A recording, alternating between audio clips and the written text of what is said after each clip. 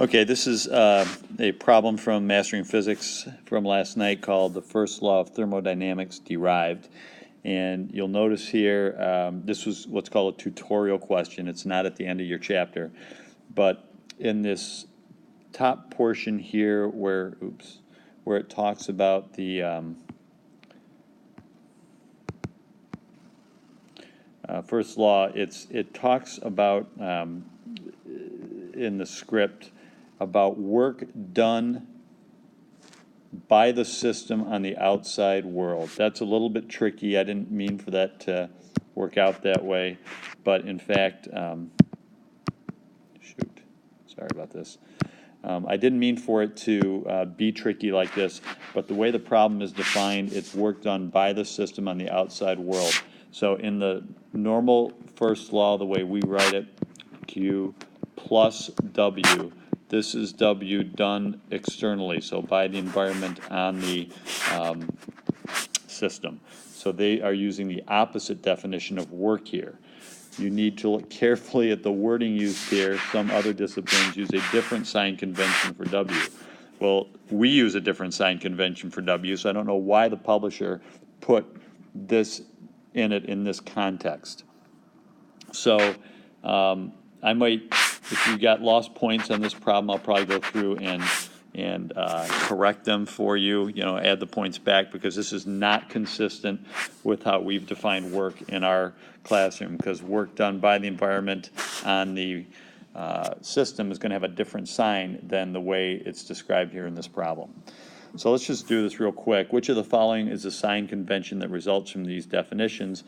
If when the system is compressed, that means that Q is W is positive. When the system is compressed, so the change of volume is negative. No, it's going to be the opposite. It's going to be the opposite of what you expect. It's either going to be this answer or this answer right here, because when the system expands, the force the gas exerts on the piston or whatever the membrane is that's moving is in the same direction as the displacement, and Q is positive when heat is added to the system. So I'm going to choose that as my option right there, if I can. Is it going to let me? Yes, it is. Let's see what happens. There we go. In part B, let's see if I can get rid of some of this writing here. In part B, using your knowledge of energy conservation, express Q in terms of U and W. So this is actually going to be, since delta U equals Q and the way it's defined in this problem, minus W, that means delta U plus W. So let's try that in this problem right here.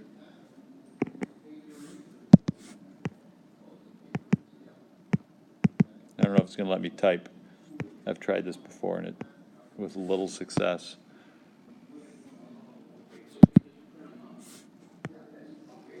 There we go. Delta U.